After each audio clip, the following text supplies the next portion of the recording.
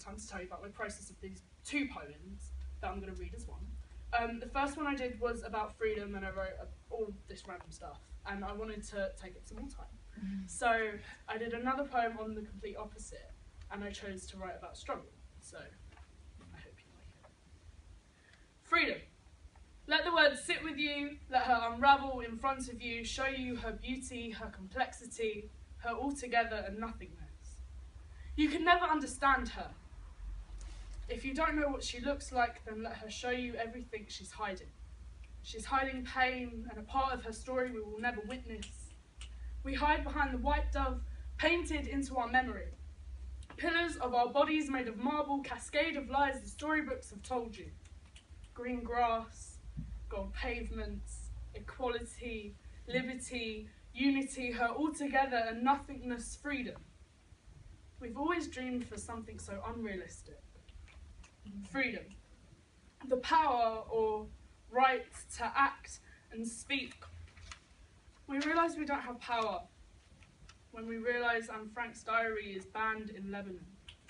Lysistrati in Greece and Maya Angelou for her writing of rape. We realise that when we do things we are taught we are not to talk. Lured into a deafening silence, taught our lives are to be censored, to hush our own tongues. We can't talk about what is wrong because freedom simply does not exist. Doesn't exist when there's a pay gap, when we're all in some way suppressed.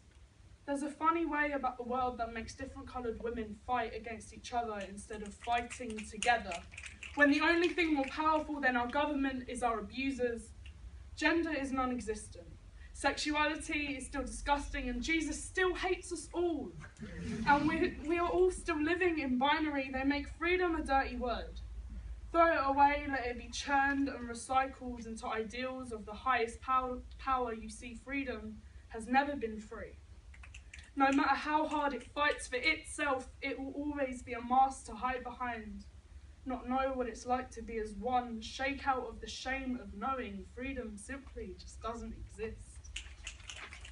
Struggle. Let the word rest uneasy with you. Let her bundle behind you show you her ugly, her simplicity, her nothing and altogether-ness. You will always understand her when you're so aware of what it is she looks like. Let her hide everything she's showing.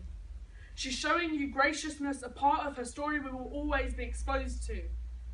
We'll shine in front of the black crow, doused into our memory, ruins of our bodies made of dust, droplets of truths your nightmares have told you. Brown grass, dirty pavements, difference, suppression, separation, her nothing and altogether-ness struggle. We've always fought against something so unrealistic. Struggle, the loss or lack of action or speech when we realise Brexit is a thing. Trump is president and ISIS are a threat to our normality. We realise that we are taught when things happen we need to talk. Lured into a silencing conversation, taught our lives are to be magnified, to fuel our own tongues. We are to talk about what is wrong because struggle simply will always exist. Will always exist when there's inequality and women are at fault of their own rape. There's a depressing thing about the world that makes us white people always innocent and only Muslims can be terrorists. When the only thing more destructive than our government is us. Trans protection laws retracted, attempts for gay adoption to be retracted. It's hard to see how Jesus copes when we are all not able to escape living in binary. They make struggle our family. Keep it close and let it be loved and shared into ideals of the lowest order. You see, struggle has always been restrictive no matter how much we fight for ourselves. We will always be the mask she hide behind, not know what it's like to be lonely as her. Shake out of the shame of never listening to struggle simply will always exist.